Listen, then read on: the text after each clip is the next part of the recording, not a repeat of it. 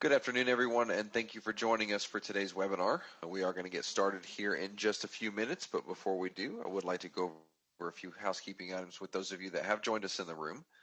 For those of you that we do have on the line so far, the first thing I would like to make mention of is our chat pod, which is located on the left-hand side of your screen marked chat.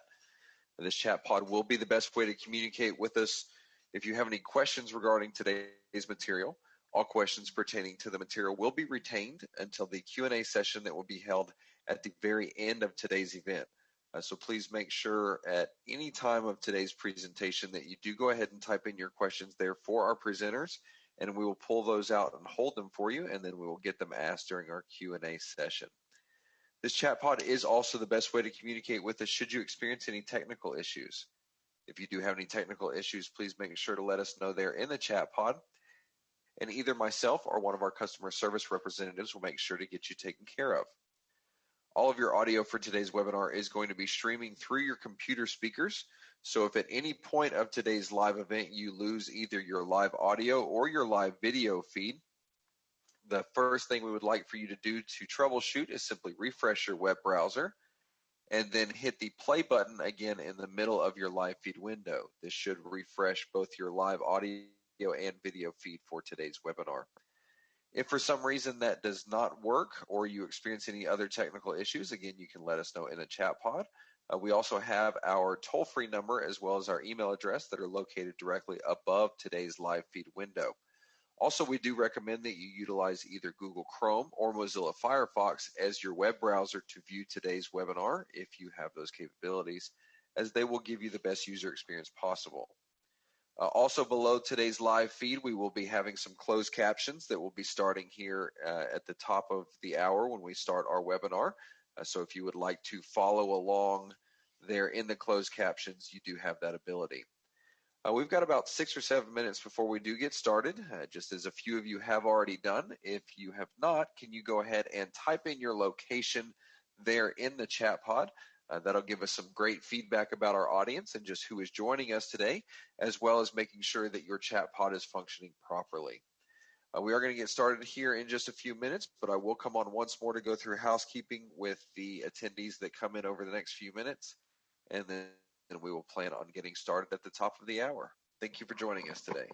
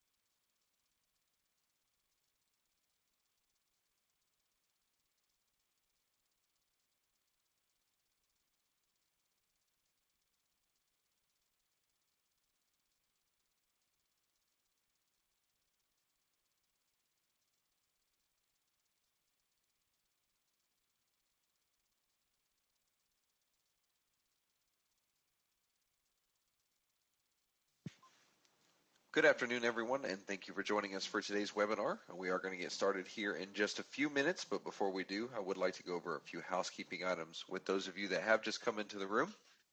For those of you that have just joined us, the first thing I would like to make mention of is our chat pod, which is located on the left-hand side of your screen marked chat.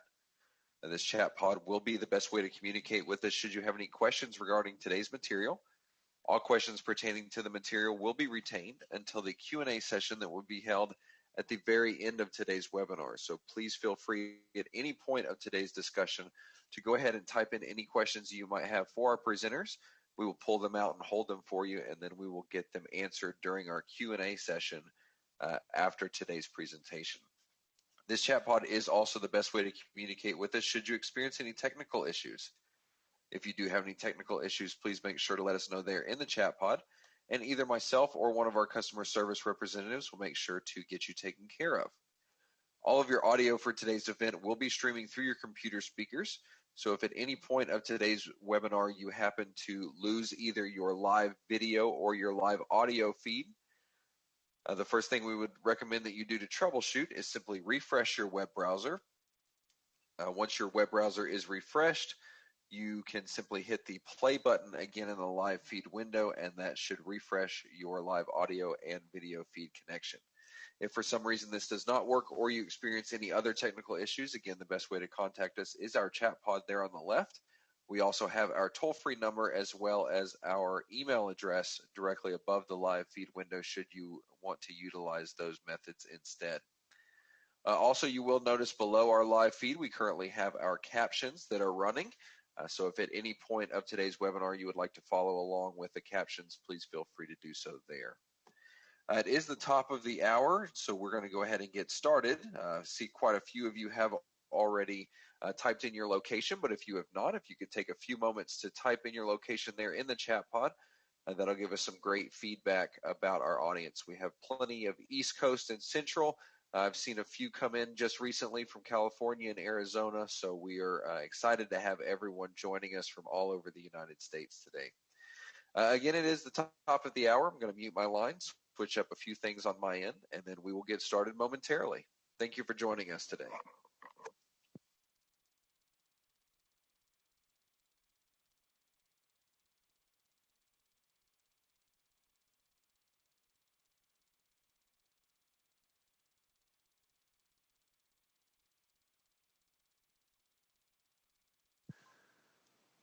Good afternoon, everyone, and thank you for joining us for today's webinar. My name is Josh Vickers, and I am with RTI International's Forensic Technology Center of Excellence. Today's webinar is our fourth webinar and final webinar in the AskCloud Train the Directors series.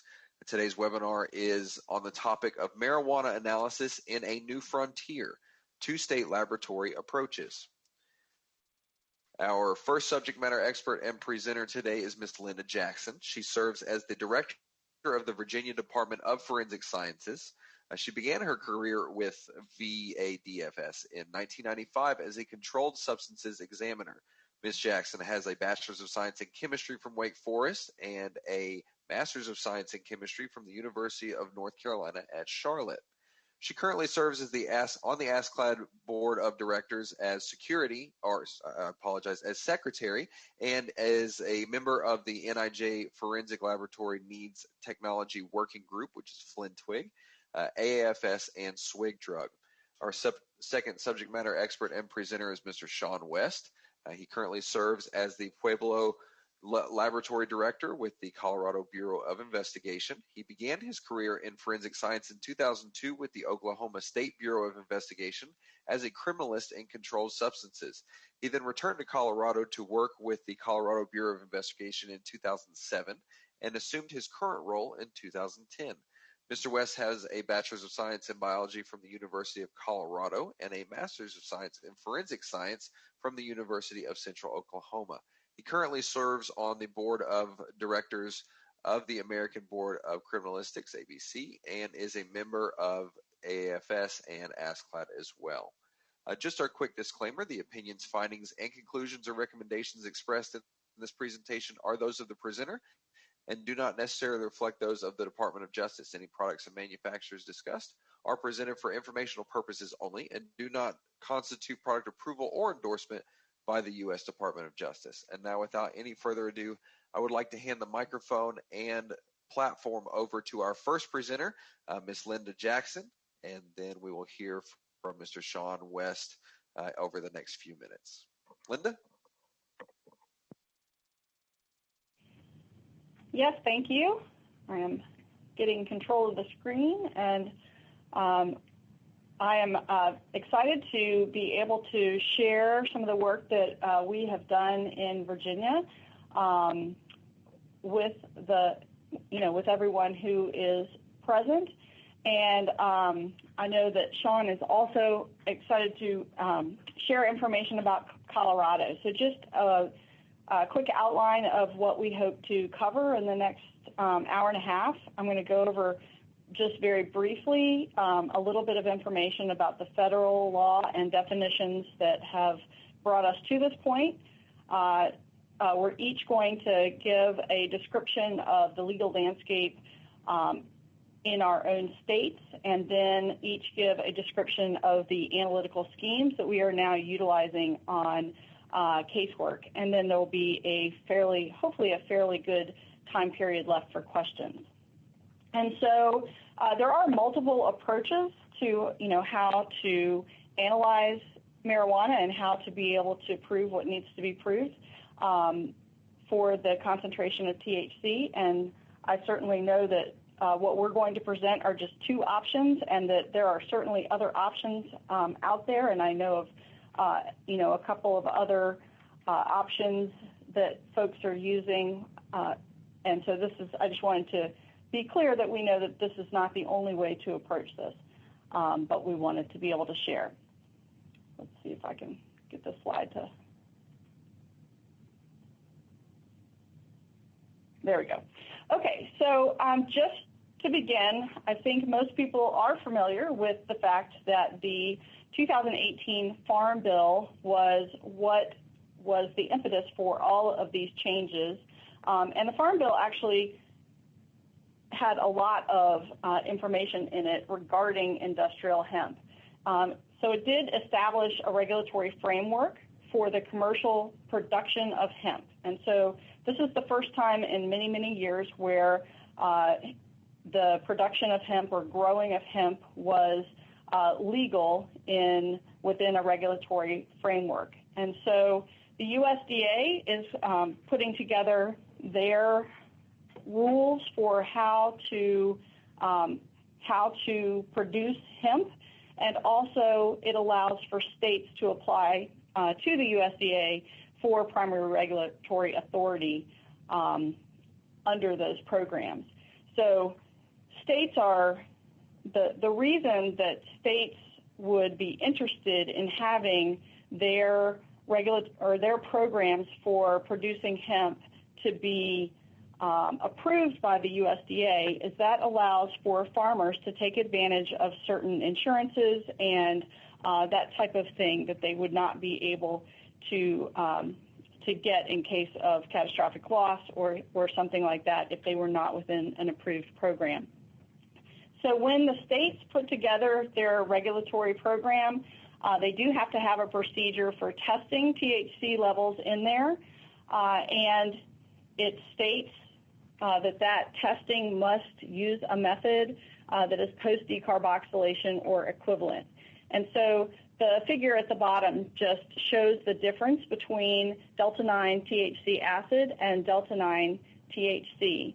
And the reason that it's important to be able to measure both is that the delta-9 THC acid, through a thermal conversion, will transform into delta-9 THC, which is the primary psychoactive component in marijuana.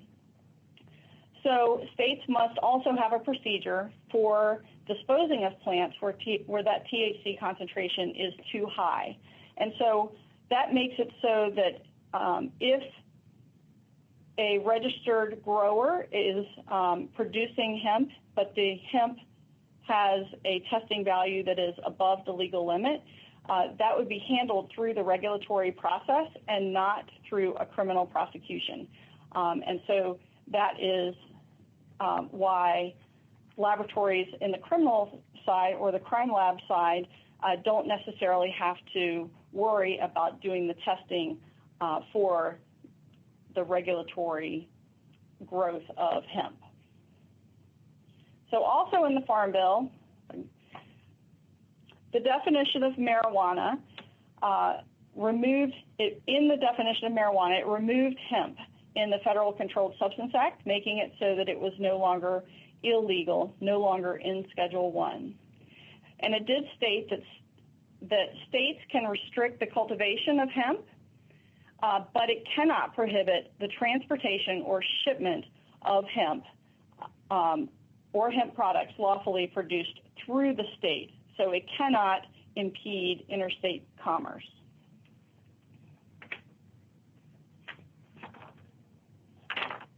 So the federal hemp definition is the one that most of us in states are interested in, and I will say that that's probably the last time we will see marijuana spelled with an H, because in the federal government it's spelled with the H, and certainly in Virginia and in Colorado as well, it is spelled with a J. So hence the disparate spellings.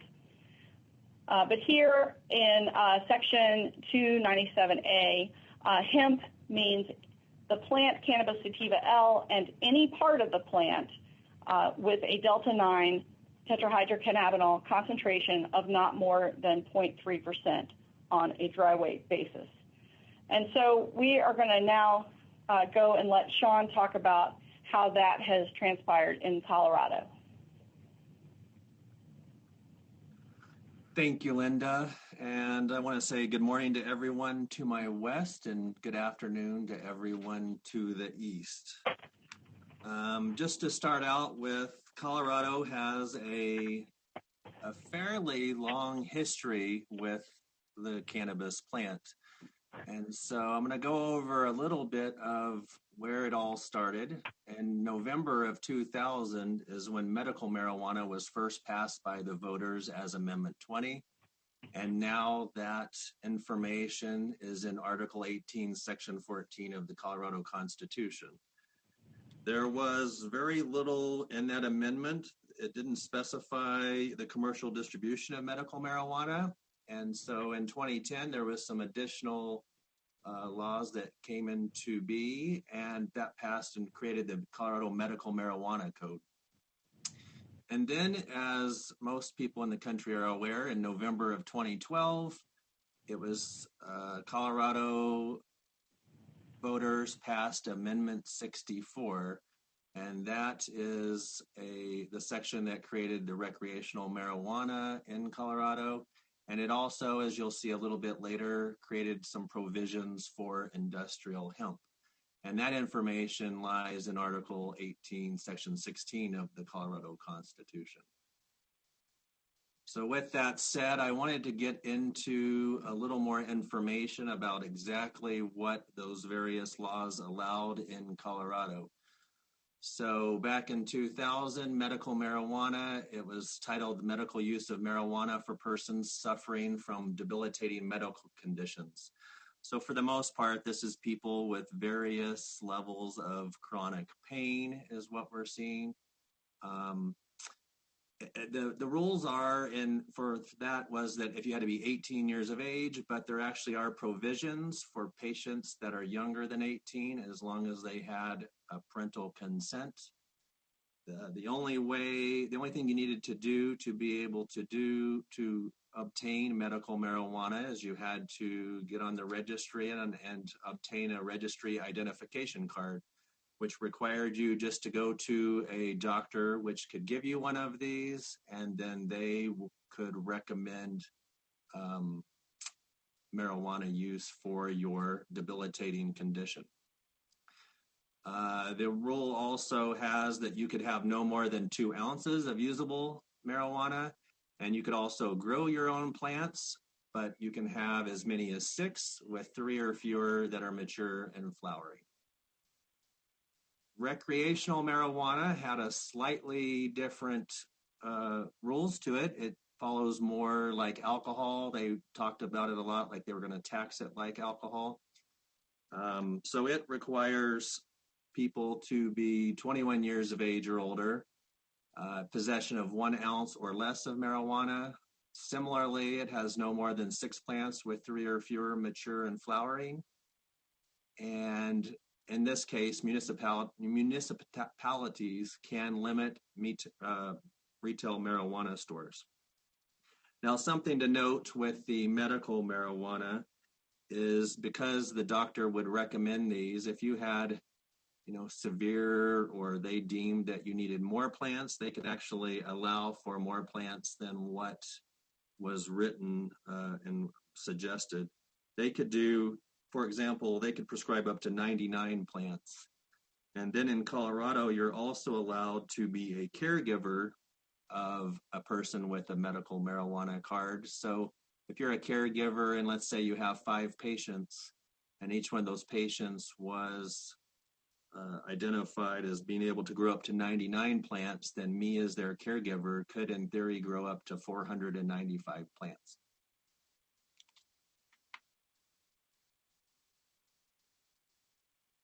A couple more pieces just for information. With recreational marijuana, a couple years later in 2013, voters approved Proposition AA, which is what created the taxes for marijuana. Colorado currently charges a 15% excise tax and a 10% sales tax on any retail marijuana.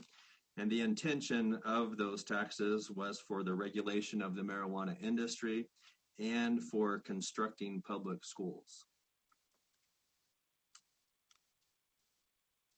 One other interesting piece to the legislation from recreational marijuana is adults that are 21 years of age or older are allowed to share marijuana with anyone else over 21, but not allowed to sell it.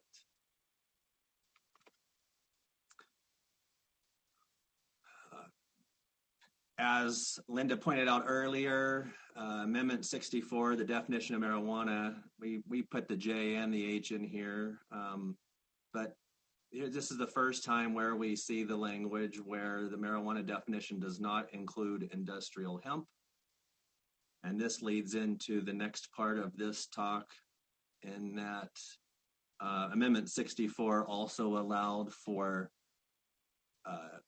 industrial hemp, and it required legislation to governing the cultivation, processing, and sale of industrial hemp beginning no later than July 1st, 2014.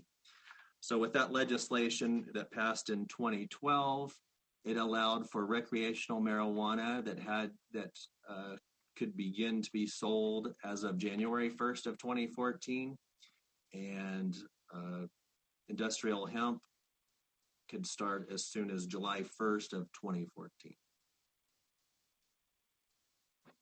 Next, getting into some of the definitions and what the statutes now say. Very similarly to what the federal law says, industrial hemp, or hemp means the plant cannabis sativa L in any part of the plant, and the main part there with the delta-9 tetrahydrocannabinol concentration of no more than 0.3% on a dry weight basis. Some further statutes that we have here is delta-9 tetrahydrocannabinols has the same meaning as tetrahydrocannabinols as set forth in section 2780-203, and then you can see there the full definition of tetrahydrocannabinols, which includes some of the synthetic equivalents and such, or the resinous extracts. Now, just to further get into what does this mean in Colorado, and what does the landscape look like now, with medical marijuana being around for 20 years and recreational now going on 6. I think this next slide says it all for us. There's a lot of good information from the Rocky Mountain High Intensity Drug Trafficking Area, and they actually have put out 6 volumes of this report. It's called The Legalization of Marijuana in Colorado, The Impact. Like I said, they've Volume 6, I believe, came out last year in September. I had to go back to Volume 5 to get this information, but interestingly enough, We now in Colorado have more retail marijuana stores or medical marijuana dispensaries than we do McDonald's and Starbucks.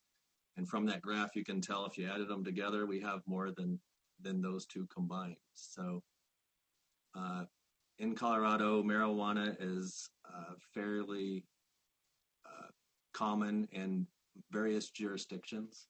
It's also important to note with retail recreational marijuana, it can be controlled by the cities. So there's several cities that don't allow the sale of recreational marijuana.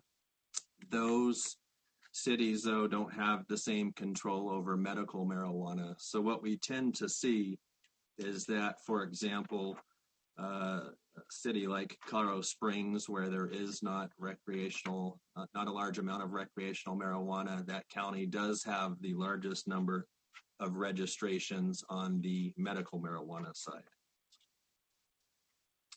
So that moves me into hemp and where we're at with hemp in Colorado. Hemp is regulated by the Colorado Department of Agriculture. And in 2018, they did an end-of-year review, and as of November 26, they had 835 registrants. There's about 1,075 registered land areas, and that equates to about 31,000 acres. And just for comparison's sake, I was curious of something that everyone on the line probably can envision, but Disney World's about 25,000 acres, or Washington, D.C. is about 43,000 acres. So as of a little over a year ago, Colorado has roughly somewhere in between the size of Disney World and the size of Washington, D.C. In land area that is dedicated to industrial hemp. The next piece of information I would like to go into is how has the cannabis culture in Colorado affected lab submissions? And so here you can see the last 10 years of cases where marijuana was reported out according to the CBI. And you can see in 2012, that's when the legislation passed for recreational marijuana, even though it didn't go into effect until January 1st of 2014. You see a pretty good fall off in the number of cases that we received and reported out as marijuana. And with that said, I'm going to pass it back over to Linda and let her talk about what they have seen in Virginia. Thanks, Sean. So in 2014, there was a different farm bill, and that farm bill allowed for states to approve universities to have hemp pilot programs. And so in Virginia, because Virginia has been very interested in finding a replacement crop for tobacco, hemp is a historical crop for Virginia, and folks here were very interested in looking into using hemp as a replacement for tobacco. Thomas Jefferson grew hemp on the Monticello, at Monticello. And so it's definitely a historical Virginia crop. And so 4 universities were approved after 2015 legislation went into effect to allow for such. And when they put that legislation into play, in order for it not to affect cases coming to the Department of Forensic Science, and in order for it not to be where everyone would automatically, if stopped with some sort of cannabis material in their car, to say, well, of course it's hemp, they established an affirmative defense in the code, which made it so that cannabis is marijuana unless it is in the possession of a licensed grower. And so I'll show you the language of that in just a second. But in addition, it put all of the regulatory part of the hemp program on the Virginia Department of Agriculture and Consumer Services, or VDACs. And they actually had our Division of Consolidated Laboratories, which is our public health lab, and they do other types of testing. Basically, it's any kind of laboratory testing that is done in the state for government purposes that's not forensic science. And so they are the ones that have been doing the testing for regulation. So this is the language that's in our code that was and is still in there, our affirmative defense language. And so it states that marijuana shall not include industrial hemp that is possessed by a person, registered, or his agent. And then down at the bottom, you can see that the burden of the proof for having such a registration is on the defendant. So this means that the laboratory wouldn't have to do any kind of testing to determine whether the material was marijuana or hemp because if there was no registration, then it was a moot point. So the only time we thought we would ever have to do any kind of determination of concentration to determine marijuana versus hemp would be if someone did present that registration.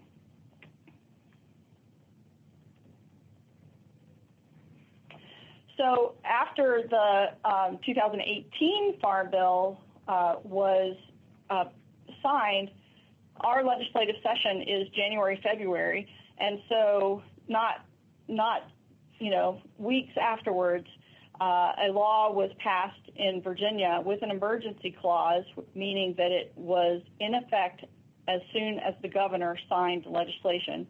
And so our hemp legislation went into effect in March of 2019, and it did amend the definition of marijuana to exclude industrial hemp and also any hemp product. And so if you look at the picture in the lower right-hand corner, that is a picture of bud material that was sold in a little canister labeled CBD hemp flower. And so there was this large, immediate rush to have these different products for sale in stores across Virginia. And so not just the CBD products that you can generally find in the Whole Foods and the Bed Bath & Beyond and pretty much everywhere else, but also this smokable type of product, which was not disallowed in our hemp law. And you can see here that a hemp product means any finished product that is otherwise lawful. And they give a lot of kind of historical type of examples of what a hemp product might be, thinking about the fiber hemp with rope and animal bedding and that kind of thing, and didn't really contemplate that there would be that bud material. But that made it so it made it so that the hemp product defense was something that was new. So the affirmative defense for industrial hemp still remained, but that hemp product piece didn't have that quite in the same way. One other issue in Virginia was that Delta-9 THC in the federal definition is stated just that, Delta-9 tetrahydrocannabinol, whereas the guidance through the regulatory side was that the Delta-9 THC should be reported as total THC, meaning it's the combination of the THCA and Delta-9 THC. In Virginia, law is, it doesn't matter what the intent of the law was, it's just what do the words say. And so we were a little bit worried that was something that would be litigated. And so we had an agency bill that has just gone through the legislative process, or it's almost done going through the legislative process, and you can see the language on the slide at the bottom where we've inserted that DFS shall determine the proper methods for detecting the concentration of delta-9 THC and clarified that it is the total THC. And that makes it so that the testing done on the regulatory side and the criminal side are the same, which is a good thing. And so that bill has now passed both the House and the Senate and has an emergency clause so that it will go into effect as soon as it is signed. Another impact in Virginia is that since 2006, law enforcement have been authorized to testify in simple possession of marijuana cases to the results of the Duquesnoy-Levine field test. This is the code language that allows for them to do that. The defendant is given the right to request a full chemical analysis by DFS. And since that legislation has been in place, as of 2015, we actually discontinued accepting simple possession cases without that court order just to try and handle our backlog. And so obviously, the Duquesnoy-Levine test is not able to differentiate between hemp and marijuana. And so this was a big concern for us and for law enforcement. You can see that this graph shows the green line is marijuana cases that are submitted to DFS, and the red line is arrests. So even as arrests have been going up in Virginia for marijuana, the amount of cases has decreased that has been submitted to the laboratory, and that is all based on the use of that field test kit instead of having to come to the lab.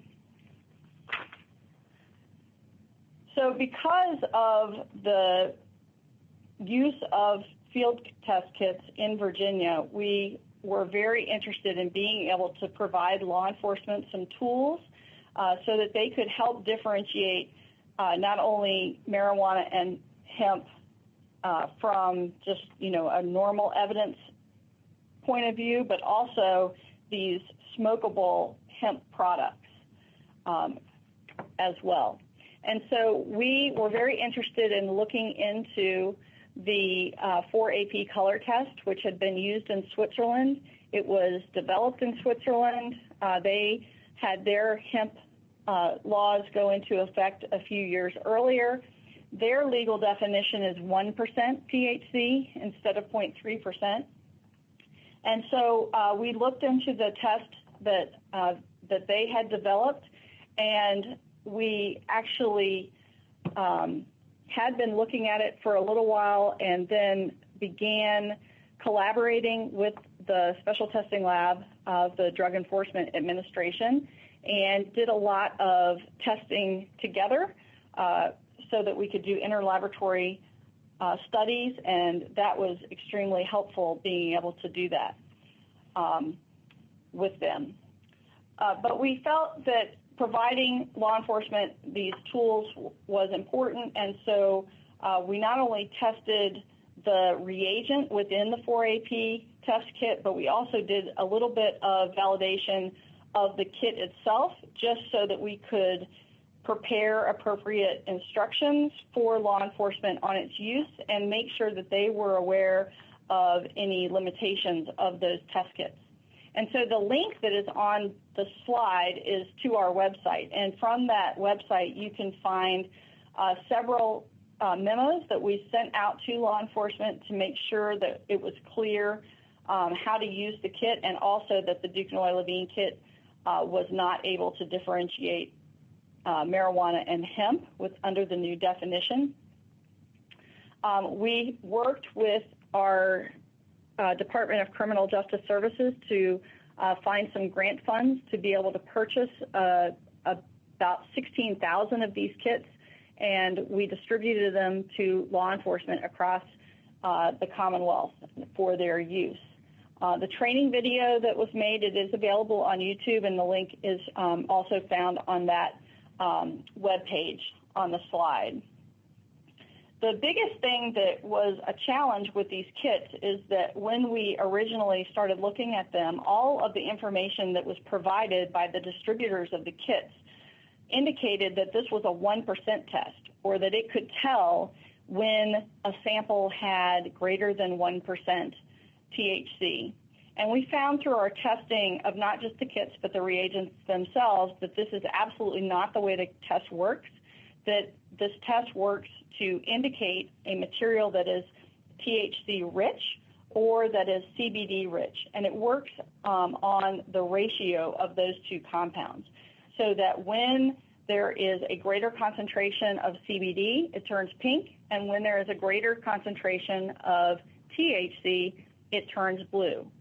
That when the concentrations are more consistent with each other, then it gives an inconclusive result. And so we wanted to be very clear about that in the video that we provided to law enforcement. We also wanted to be extremely clear to law enforcement about how to use the kit. It was immediately obvious that A, they couldn't just use the Duquesnoy-Levine kit that they were used to because it couldn't differentiate between marijuana and hemp, and that they also couldn't switch and quit using the Duquesnoy-Levine kit and only use the 4AP.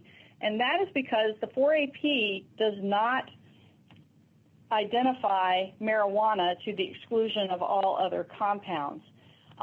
It does give a blue result with oregano. And so there are probably plenty of compounds that would give a false result if you were using it alone. And so it was our direction to law enforcement that if they were trying to determine, they would do first the Duquesnoy-Levine test to indicate that they had cannabis, and then secondly, they would do the 4AP test to find out the type of cannabis that they had. And now Sean is going to talk about their analytical scheme. Thanks, Linda. Unlike Virginia and Colorado, we don't have that same field testing provision. So we didn't have that same process. So everything that I'm talking about here is what we're doing at the laboratory, and specifically with the CBI laboratory system. So previous to hemp coming to be, we had our normal method of analyzing marijuana, probably very similar to what everybody on the line is used to.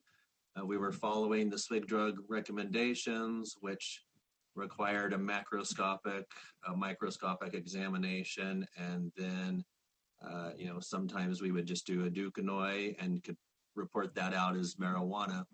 We had other techniques that were available, but not necessarily required for that identification. So some of our scientists would additionally do TLC.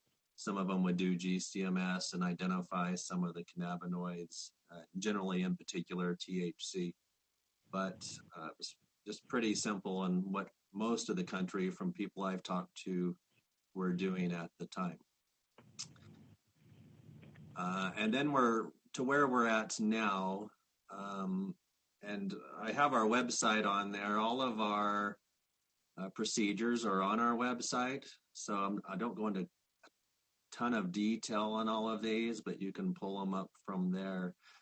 We have the same methods available as we did before, but we now require that GCMS or another method to assess the cannabinoid level is required.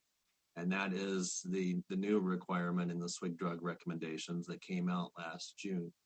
We also, before we made that change, we made some changes to our report statements. In the past, we used to just report out marijuana. Now, if we report out marijuana, we report out that a quantitative analysis was not done on the item.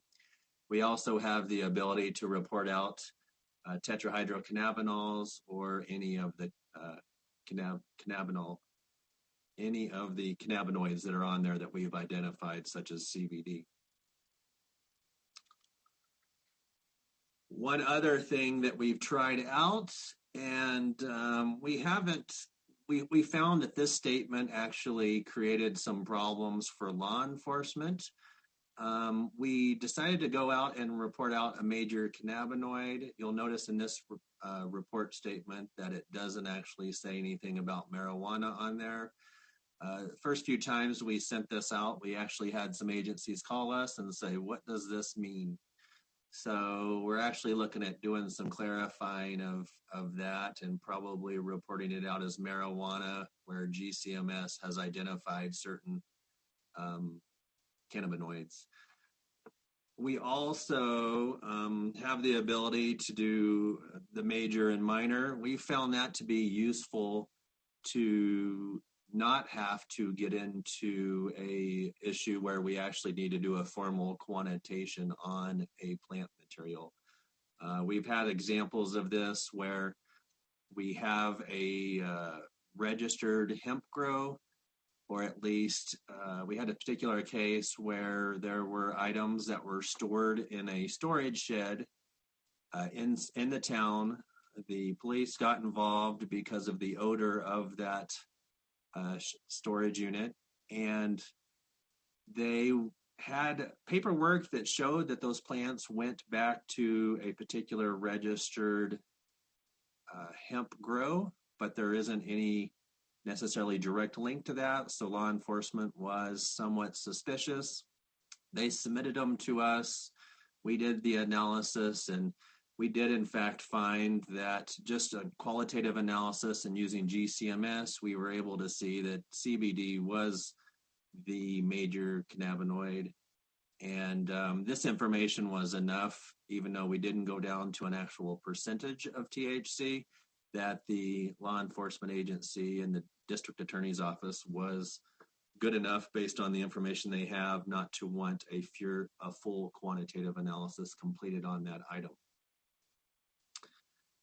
Next, for those that are scientists on the webinar, I have a couple of TICs of what you would commonly see. So the first one on the right, you can see probably what is fairly normal on what you've probably seen for most of your marijuana samples, and fairly normal for what you've seen for the last 10, 15, 20 years.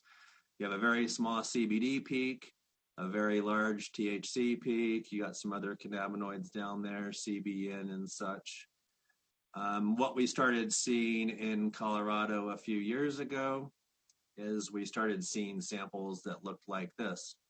So the plant itself looked identical to any other marijuana plant. You couldn't tell from the looks of it. Flowering. You had large bud material. Not your plants that you would typically see for like fibers that might be used for considered hemp in the past. And then you can see here the major peak is CBD, and THC is much, much smaller.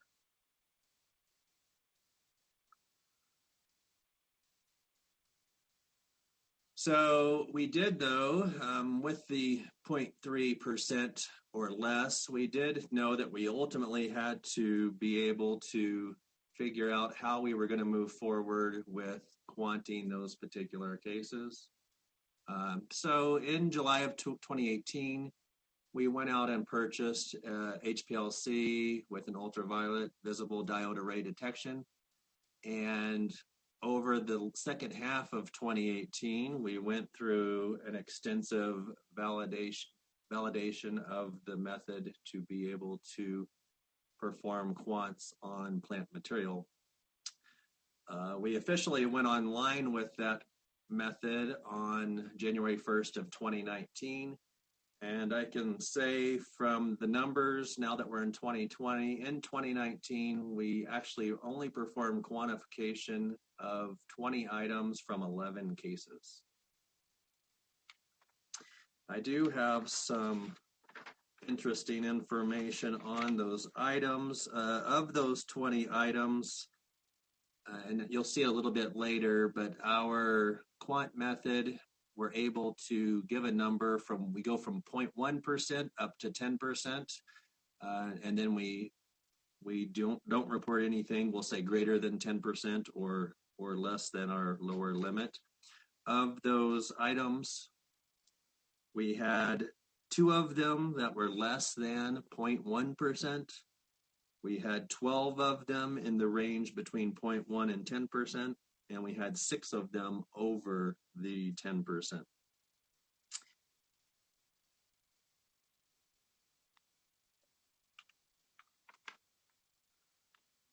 This is an important one that we've learned over the last 6 months or so. That's very, very important, and it's important to get out with your law enforcement agencies and help to educate them in the process.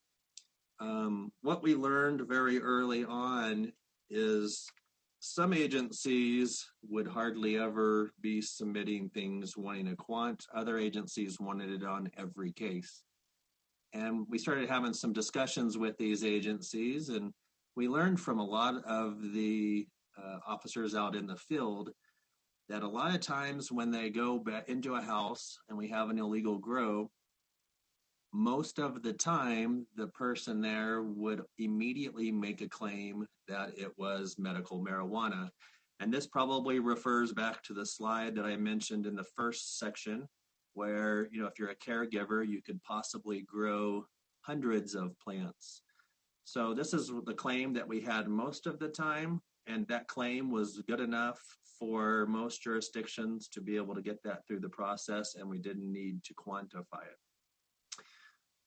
Like Linda mentioned, as far as the defense of hemp, when this was passed in Colorado and when it was put into our Constitution, the Department of Agriculture specifically says that registration is voluntary, but that non-registered sites are not legal regardless of THC concentration in the plant material.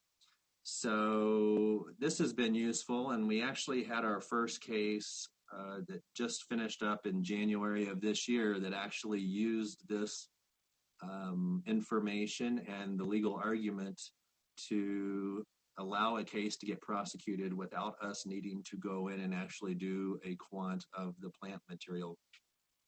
The particular case that we had was an illegal grow inside of a house. In some of the preliminary court proceedings, the defense before trial brought in an expert, and that expert claimed that this was clearly hemp and not marijuana, and therefore it was not illegal. We worked with the Department of Agriculture and our Attorney General's office, and they actually got the District Attorney's office to file a motion in limine that basically said that the only way for you to be able to use that defense that it was hemp is if you were actually registered with the Department of Agriculture. And since this site did not have any registration with the Department of Agriculture, they were not able to actually bring that defense up during the court proceedings. And the result of that case ultimately was a guilty verdict without us needing to quant it, just based upon the original identification. So that was a big success for getting into this process. So I would highly encourage in your state to make sure you're working with law enforcement agencies, working with the prosecuting attorneys to be able to help them understand that. Just as this topic has been confusing for us, I have found in talking to those agencies that they are just as confused on how to proceed with these types of cases. So in my next few slides, I'm going to actually get into our quant procedure in a very high level of not way down into the details. So before we actually get to this quant procedure, like the previous slide was, we would do some sort of GCMS to see what it is we're dealing with. Does it appear to have more CBD or just THC, the primary cannabinoid and such? That becomes important later on in this process, and I'll point out where that is. Really, in our quant procedure, I break it down into 3 main sections. First, we have drying of the sample. Then we have the thermal conversion of the THCA to THC. And then we have the final extraction and analysis on our new LC instrument. So the drying process is what takes most of the time, but we'll sample approximately 3.5 grams of that plant material, and we'll heat it at 90 degrees Celsius for 45 minutes. And we'll remove that from the heat, break it apart, and then do the heating again for another 45 minutes. And in our statute, it says on a dry weight basis, so we had to kind of give some direction as to what that means. We ultimately came up with, if the difference was less than 15% between the weights, then we could proceed. If it was still losing enough moisture and such, and that difference was more than 15%, we would heat that for an additional time.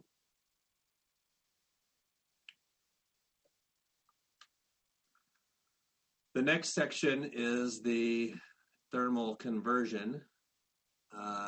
So that heating process to dry it down doesn't actually complete the entire, it's not hot enough to be able to do the thermal conversion in its entirety. So we did a lot of, during the validation, had to do a lot of work to figure out what is the heat and the amount of time we need so that we can convert our THCA to THC, but also not overdo it and potentially have some degradation of THC to CBN.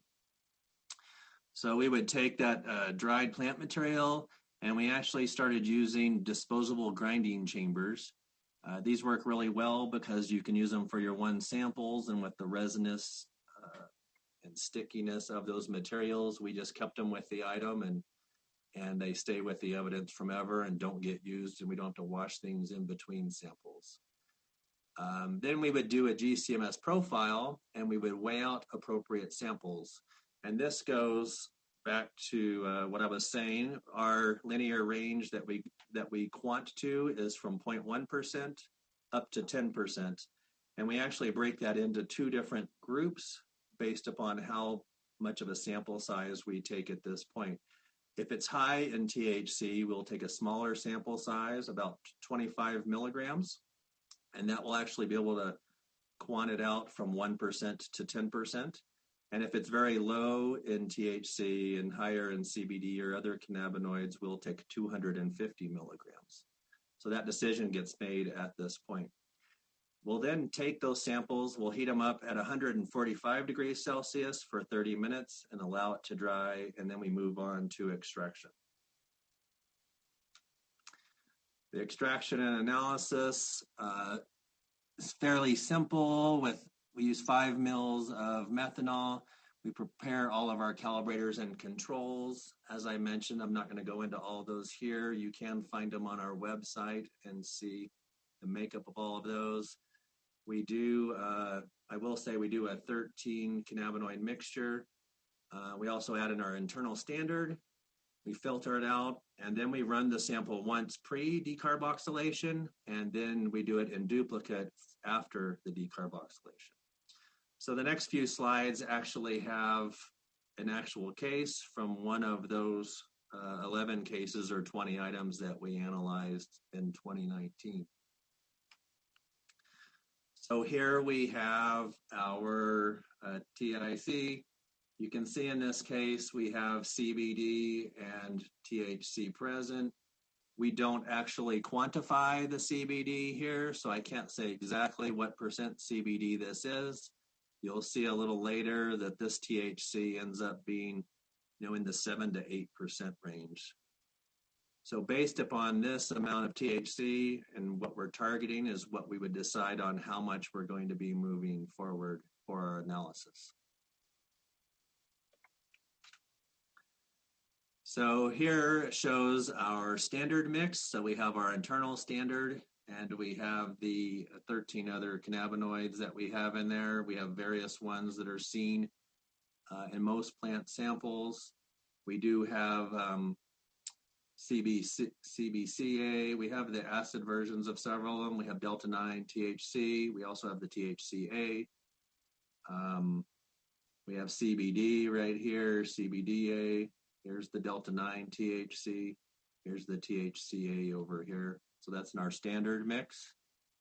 And then that same sample that I just showed the GCMS run for, this is what it looked like for before decarboxylation. So you can see CBD and a large peak of CBDA. You see your Delta 9 THC peak. You also see your THCA peak over here and some various other cannabinoids in that sample. And then this is what it looks like after we have done the decarboxylation. You can see at that 30 minutes at the 145, our THCA is pretty much all converted, and our Delta 9 THC is there. You can see that same temperature doesn't actually do much, doesn't complete the CBD conversion. And then our next slide shows how that calculation looks and how we would report it out. So I mentioned we did it in duplicate. You can see the weight of the plant sample. So in this, we sampled approximately 25 milligrams, added 5 mils of the methanol, and then we get about 7.5% THC. It's also important to note that we have a relative uncertainty that we report out. It's about 8.31%. So in this case, it would be reported out something like 7.51% THC plus or minus 0.62%. In our next slide, and my last slide before I pass it back over to Linda, is some example report statements that we use if we actually do the quantification. The first one is something like what you'd see for the sample I just showed, where it was in our analytical range.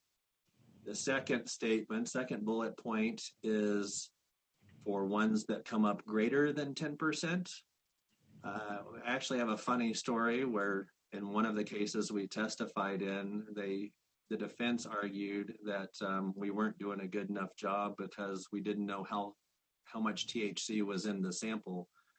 And we told them that, we were looking at the 0.3% range for the differentiation, and over 10% was clearly above that threshold. But we did get a little bit of questions on defense from that number. And then the third one down is what we report out if it's less than our 0.1%. And then that last statement is something that we stick on our reports because it does, as was pointed out earlier, our THC does include the thermal conversion of, so we have all of the Delta 9 THC. And with that, I'm going to pass it back over to Linda and let her talk about their piece of how they're doing this in Virginia. All right. Thank you. Okay, so like Sean, historically, we have done our analysis of marijuana using SWIG drug guidelines. Our most often used analytical scheme was a microscopic examination, a Duquesnoy-Levine, and thin layer chromatography. So we would only generally do GCMS if any one of those tests was negative or inconclusive. So obviously having to move to where we were assessing a quantitative value for for our qualitative identification was something that was new. Sorry, I'm having a hard time getting it to move.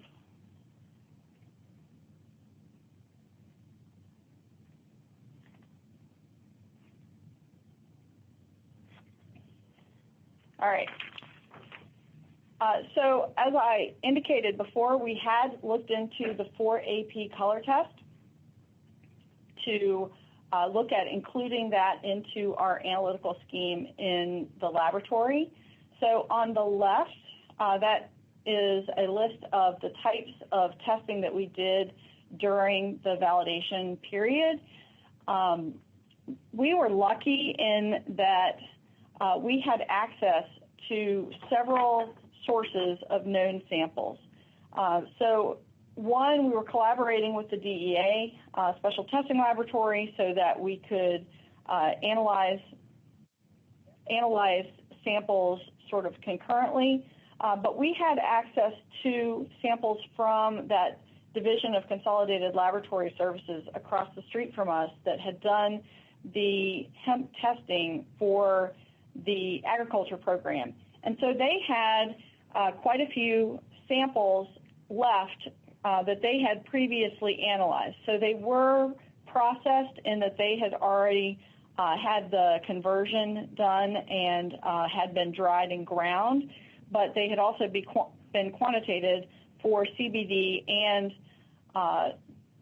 Delta-9 THC, and so that was very useful to use in the validation. We also had received samples from the DEA that they had gotten from NIDA and was able to do testing on those as well. So the majority of the validation was done on lab-prepared reagents, and there were only a few tests that were done on the test kits themselves, since we weren't going to use the test kits in the laboratory. But this kind of the high-level summary is on the right, and that it's suitable for differentiating THC-rich versus CBD-rich cannabis based on that ratio, and that it absolutely does not measure the THC concentration. It does require a very small sample size if you want to be able to clearly see the results. As soon as your sample size gets too large, the color is so deep that it is very hard to differentiate. And as I had said before, if the concentrations are equivalent, the results are inconclusive.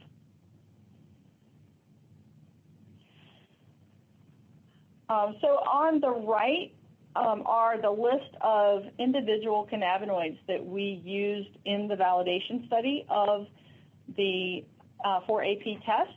And it's interesting if you look at the chemical structures of those cannabinoids along with the color results, it appears that the color results are correlated to the chemical structure. So when there's a rigid ring structure and a higher conjugation that is possible, those generally turn blue, whereas with the open ring, it generally turns pink.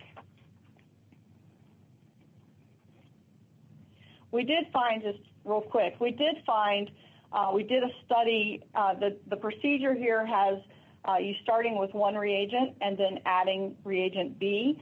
We did do a study on the order in which you add those particular reagents and found that it did not matter. And that was important because in the field test kits, those two reagents are ampules that you're supposed to break, and you can either break them one at a time or you can break them both at the same time, but it's hard to tell which is which, and so we wanted to verify that it did not matter which order you really did put them in. And we ran samples both in little culture tubes as well as in normal porcelain spot wells, and found that it worked in either, although it's a little easier to see the colors in the wells that have the white backgrounds. And because we were going to be giving these field test kits out to law enforcement, and we know that they probably are not stored in pristine conditions, we wanted to do a little bit of a study showing going from the freezer to room temperature into an oven and such. So we had a large group of these tests where we put half of them in the freezer and half of them in the oven, and we let them sit for a week, and then we took two out of each of those and tested them, and then kind of let them sit out for a week, and then we switched them so that the ones that had been in the freezer went into the oven and vice versa, and then we took two out of each one and tested those in duplicate. And after that 4-week study, there were no differences in the test results from the beginning of the study, as you can see in the picture, to the end. One other study that was done at the same time was that we put kits in a window that received bright light, because it does seem that there is a little bit of discoloration of one of the reagents while it sits out if exposed to light. So it does have some amount of light sensitivity. However, after it sat out exposed to light for 4 weeks, even though one of the reagents was darkened, it had no effect on the results received.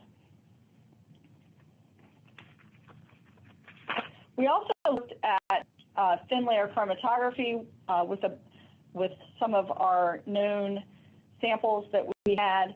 We've done thin layer chromatography in our analytical scheme for many, many years, and you can see on kind of what reagents and so forth we use.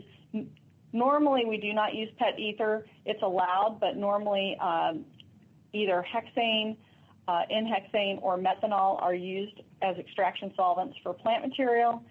And thin layer chromatography is also liked by the examiners because you're able to overspray a plate or spot a separate plate and spray it with a different visualizing reagent so that you can also screen items for things like cocaine and PCP and so forth at the same time.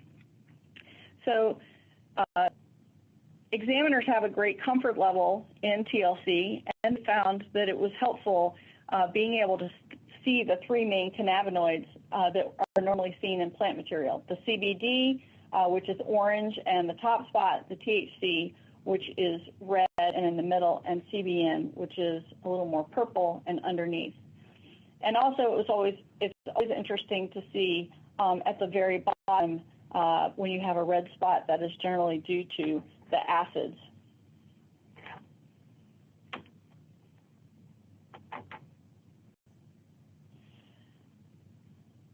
In looking for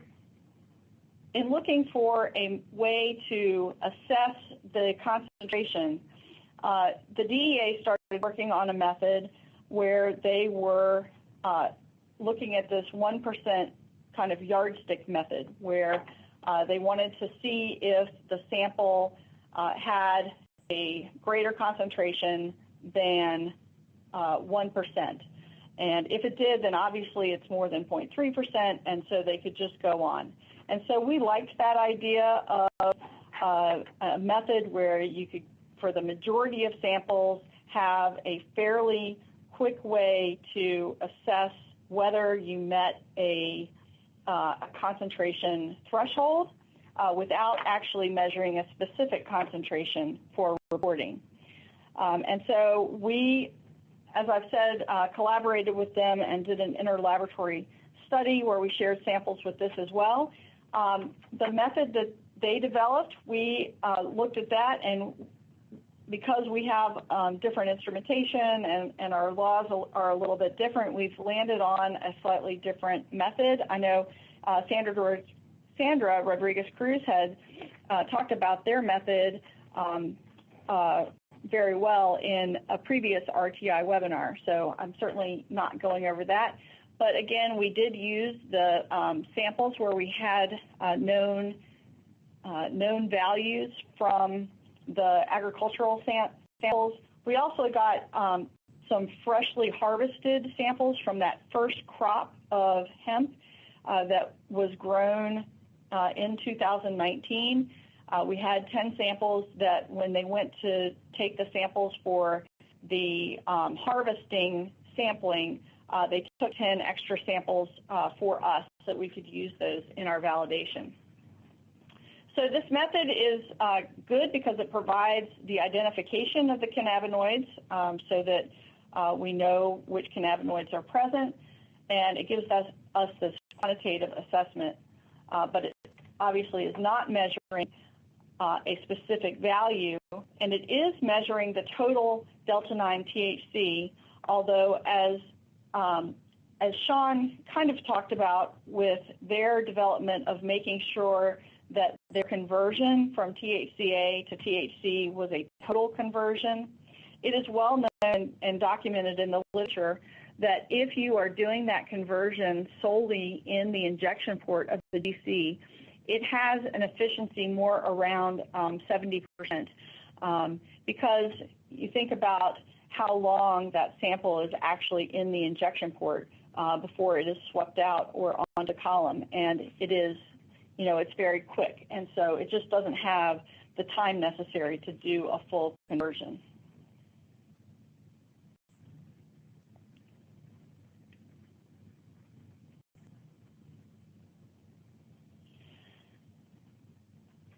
So here, this is our extraction procedure for our GC-MS FID semi-quant. You take the plant material and you just weigh it and dilute it with the internal standard solution. So we are using also the androstenedione internal standard. That internal standard it has been used in the literature because it has a similar response to THC on the FID. On the mass spec, it does have a little bit of a different ionization efficiency, but you'll see in a minute why that's okay in our method. One thing that we were interested in for this really quantitative screening method is we wanted to avoid having to do any type of drying at this point. And so by not drying the sample, any moisture that is in the sample really gives the benefit of the doubt to the defendant and makes that value higher. I'm sorry, lower, not higher. Gosh, backwards. So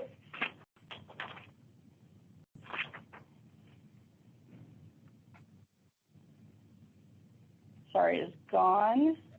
There. So our instrumental method, we have our GCMSs that we use in the laboratory are all equipped with an FID detector as well.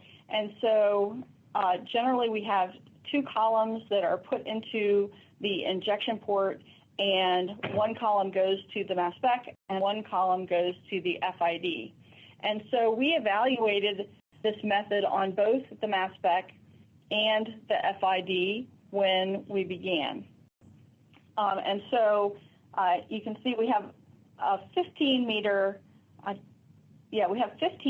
columns, DB5 MS and HP1 MS, and you can see the method parameters on the slide. And just to show the chromatography, and sorry, the internal standard actually comes out after all of the peaks that are in this mix, and I have delta 9 THC circled so you can see where that is.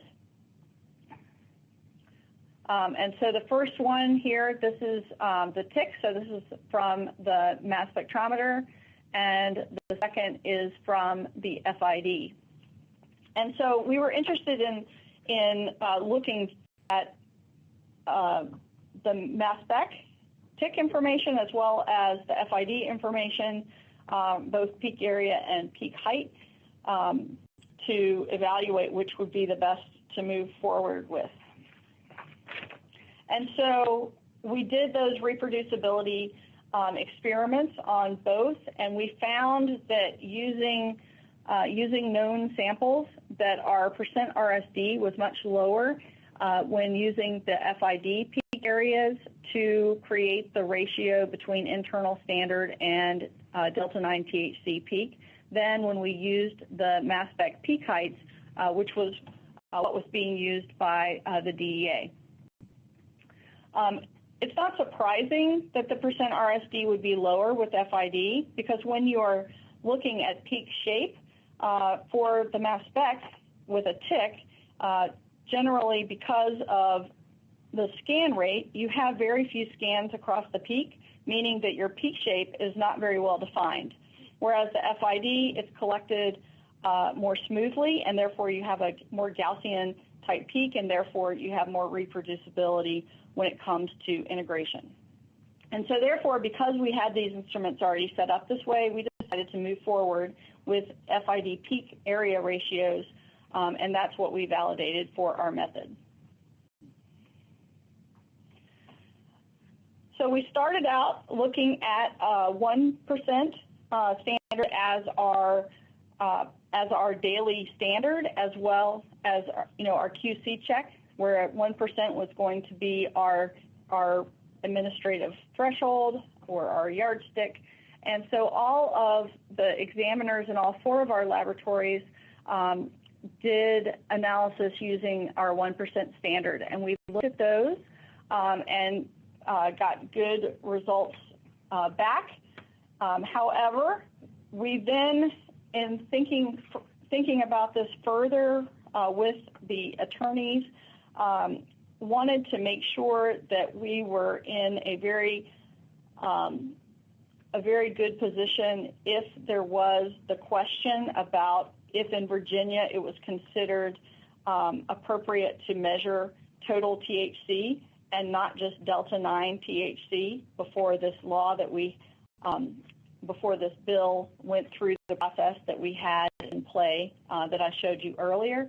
And so we went back and we decided to set our administrative threshold to 2.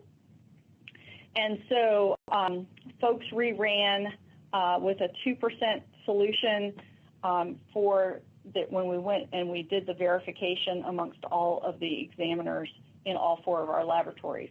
And so you can see the green line, which is the one that is closest to the center. That's a plus or minus 10%. We were trying to determine what our acceptance range was going to be for a QC that was run each day. 2 standard deviations is the blue line, and 3 standard deviations is the red line.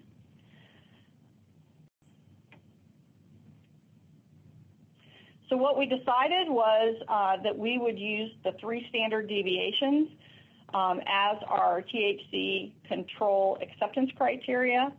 And we decided that because we were going to not use the QC as checking to make sure that some ratio was valid, we were going to use the value from that QC as the decision point for the day. And so if the instrument, you ran on the instrument the standard in the morning and the ratio was 2.14, then your decision point for that day was 2.14. So if the ratio was greater or equal to 2.14 that day, that would be identified as marijuana. And ratios less than that, we were going to report as marijuana hemp not determined. And so we created, we had an examiner in our Eastern lab that likes to program things and programmed a data analysis macro that runs automatically. It's a little bit neat in that the little window to the right is actually the standard that is run in the morning, and that is saved in the memory and then prints out on data that is run after that. And each time a new standard is run, it gets replaced in the memory. This obviously is the FID data. We would have other pages that had the mass spec data, but I just showed the mass spec or the FID data because that's where the calculation is done.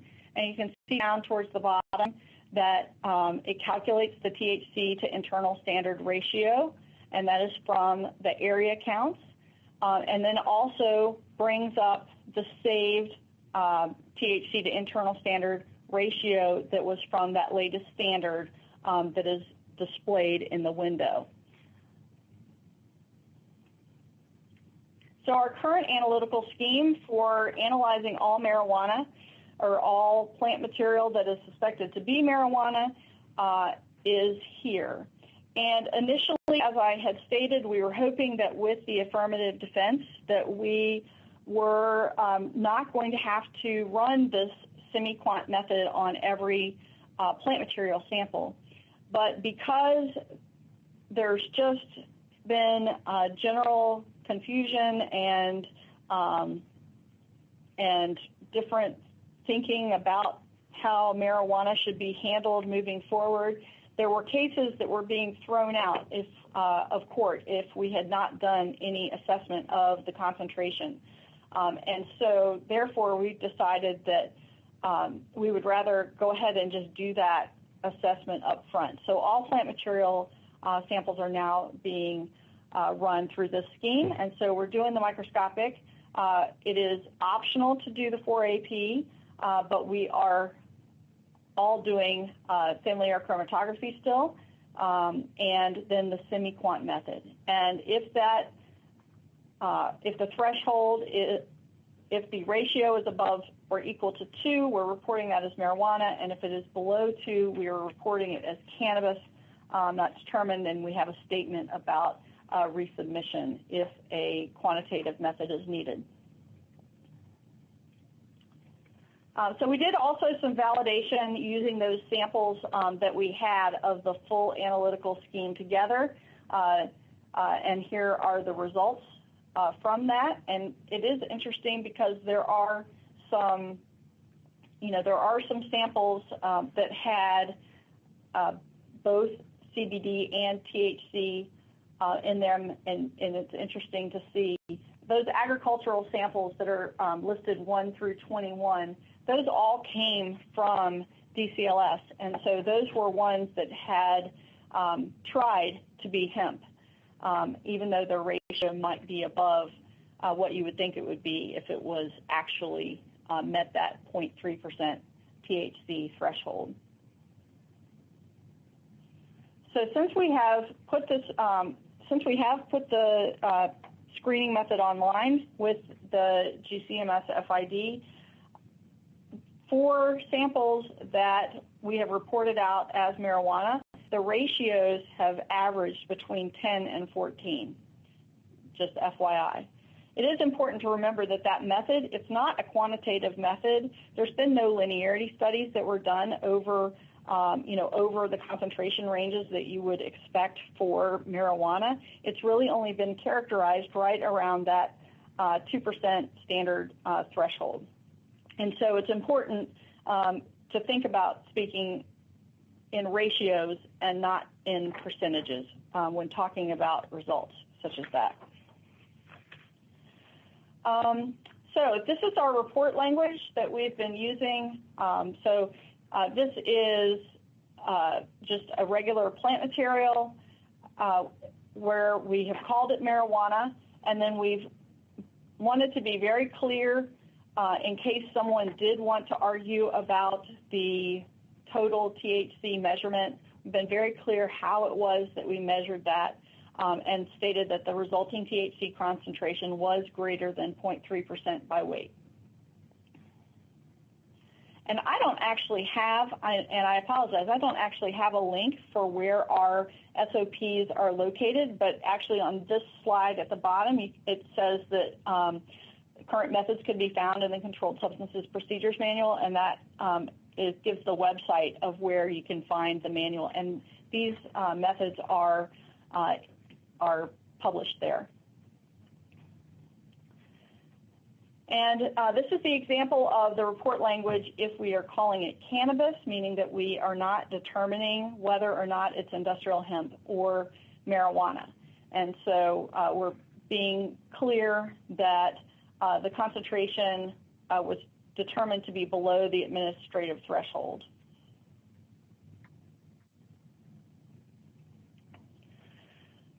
We have been working on trying to utilize this method on other matrices like shatter and butane honey oil and hashish oil and that type of thing. We've been seeing quite a few samples, especially in vape cartridges, that have other isomers of THC, and so they are not all fully resolved using this method, and so we are currently evaluating several alternatives, looking at taking this nice 6-minute method and making it longer by slowing the ramps down. That experiment was being done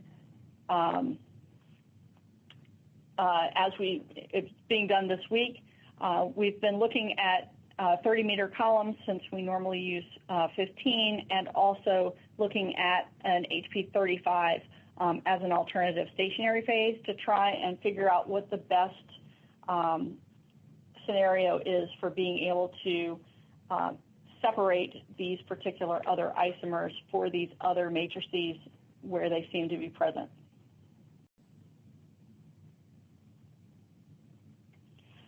And this is just a summary of what we're doing with other matrices right now. In Virginia, there is currently hashish oil, which is defined as having 12% or more THC. And so we do have a GC method online, a GCFID quantitation method online that is validated for oils in that concentration range, so that we are doing that for those particular samples, most of which are vape cartridges. In Virginia, those are scheduled, if it is analyzed to be hashish oil, that is a Schedule 1 in Virginia, whereas marijuana is not in a schedule. It is just defined in the code and then has associated penalties. Edibles, we don't have a method to currently do those, and so we're writing that on the report, and we're just identifying what cannabinoids are present. And residues are all being reported as cannabis because we will never be able to determine what it was before it's been smoked. And last, the last slide is just I don't know, what to expect. The industry is looking at many other different cannabinoids, wondering what benefits they might have to people. And so it seems that this is probably just the first drop in the bucket, and we'll see what's next. So thank you very much. We do have one acknowledgement slide because a lot of people have worked on these methods. For Virginia, there's a list of folks, but also the Drug Enforcement Administration who worked in a collaboration with us, and scientists from Colorado as well. So Josh, I think that's all we had. All right, thank you so much, Linda and Sean. We do have a ton of questions. Before we get to those, I just want to make everyone aware that we do have a copy, a PDF version of today's slide deck that is available back on the main page when you came to today's event. So you will be able to download that directly after today's webinar. Also, we are recording today's event, and we'll be converting it into our archival version. That way you can reference back to or pass along to any colleagues that might have missed. So the first question came in, Linda, while you were speaking at the beginning, but really it could be posed to both of you. The short question is just, do you have to measure total THC in hemp? With the long question being, with the 2018 Farm Bill stating Delta 9 and now the new USDA interim ruling coming out with total THC, what exactly should labs be looking for, or is it really going to be based more on a state level? So I'll start with that. I think that it is based at a state level, although it's pretty clear that all state testing for hemp through the regulatory side of things is going to have to be total. And so therefore, it only makes sense that the criminal side would be the same, so that if you had the exact same material, you would not be talking apples and oranges. But that is something that we actually had to speak with our Attorney General's office on, and they thought the cleanest thing for us to do would be to try and get that clarified in the Code of Virginia, and so hopefully that's what's going to happen when this bill passes.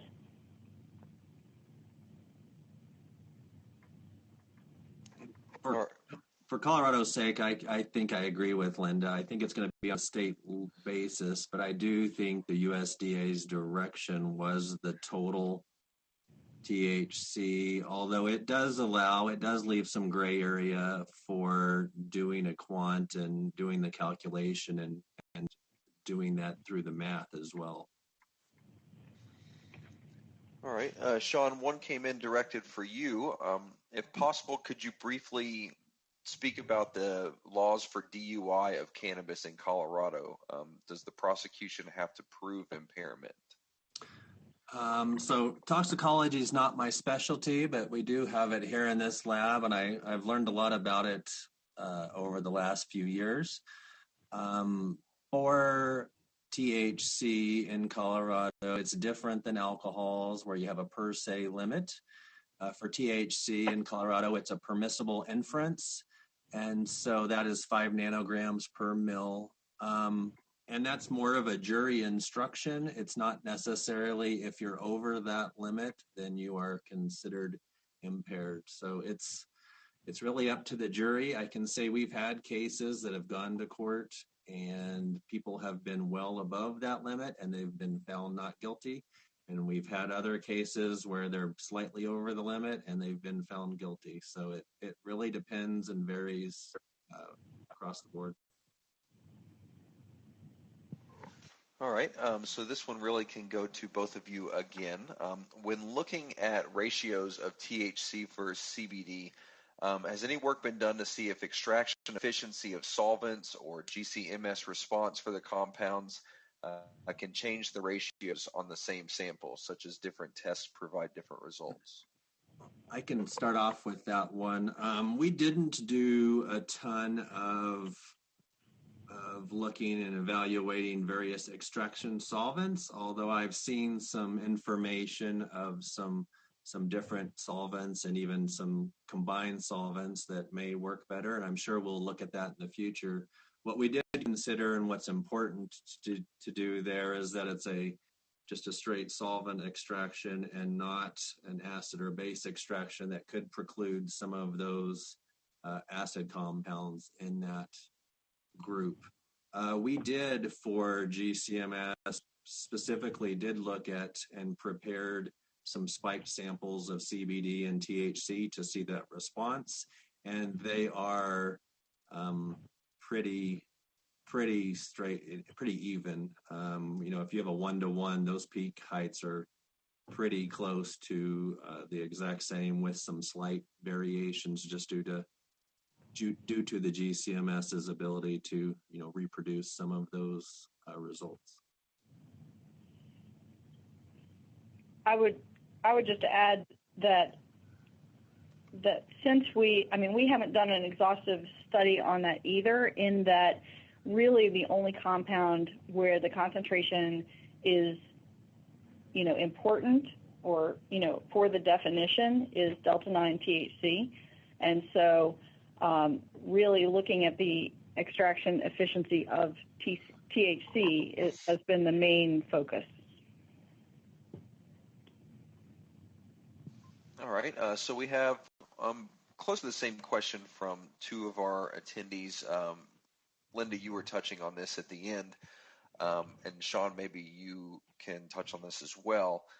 Do you have any extraction methods, extraction cannabinoid methods of hemp for everything from body care products and oils? Then you had mentioned hash, Linda, vape pens, edibles, food products, etc. Well, I'll start. We definitely have been analyzing vape pens, but we have an extraction for food, but it's not a quantitative extraction for a quantitative method. And so we don't have a method online for some of those things like, body creams and crispy treats and any of that stuff that has been tested for a quantitative method. They are really more clean methods for being able to just identify cannabinoids present. And that's pretty much the same for Colorado. Our quantitative method is only on plant materials, and we have some different options available for those more difficult products and food products and such, but they're just for cleaning it up, the samples, and there's the options for the scientists to use those.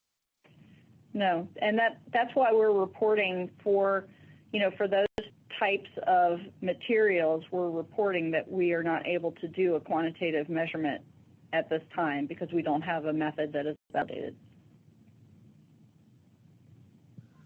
All right. We are running out of time, but we're going to try to jump through a couple more questions really quickly. So, Sean, this came in for you. Did any Colorado analysts testify regarding major and minor components and consistency to hemp or marijuana? So to the first part of that, yes. To the second part, no. And what I mean by that is, and we've stuck with this pretty strongly in Colorado based on some discussions with our Attorney General, in that the only agency in the state that can call something industrial hemp, and this goes back to our Constitution, is if it's been registered and the Department of Agriculture has tested those samples and that group or land or grow has been registered with the Department of Agriculture. We've instructed our scientists to stick more with what they're actually seeing, and we try to stay away from the whole, is this hemp or marijuana? If we get into a case where we've only done qualitative analysis, they may talk about what the major one is, and they would be very clear that they don't know what percent THC, as we didn't do a quant. And if we had a case where we took through quant, we would stick with, this is the percent of THC, and then let the legal piece figure out if you have one that's, say, 1%, are they going to prosecute that further and find someone guilty? We leave that in the hands of the attorneys. All right, and we'll end with this last question for Linda. Your reports specify that you convert THCA to THC and evaluate total THC. Is this statement based on the expected conversion in the injection port, even though that it's known not to be complete? Yes. Yes, it is. And again, it's a semi-quantitative method, and that is the reason that is acceptable, in that if the conversion is known not to be complete, if the ratio is above our 2%, then there's no question that the material is marijuana, and therefore it's reported as marijuana. If it is below 2%, then we would need to do a real quantitative measurement to see not only what the true value is, but also have that full conversion to be able to do the measurement. All right, thank you so much, Linda. With that, we are going to go ahead and end today's event. I know we did not get to get all of the questions answered. Linda or Sean, do you have any issue with us possibly distributing out your email to our attendees just in case they do have any follow-up questions? No, that's fine. I'm fine with that as well. All right, perfect. Then we will make sure to everyone that was on today's event, we will send out a follow-up email with the direct contact emails for both of our presenters, Linda and Sean, today. That way you can follow up with them if you do have any questions that you would like to get answered. Obviously, the first thing we would like to do is thank our subject matter experts and presenters and AskCloud as well. So Linda and Sean, thank you so much for joining us and for your presentations today. We definitely appreciate it. Glad to do it. Yep, thank you. All right, and with that, we would also like to thank all of our attendees for joining us today. These webinars are just not possible without your attendance, your support, and your input. So thank you, everyone, for joining and all of the questions that you did have for today's presenters. Before you leave today, we always ask that you participate in our short survey.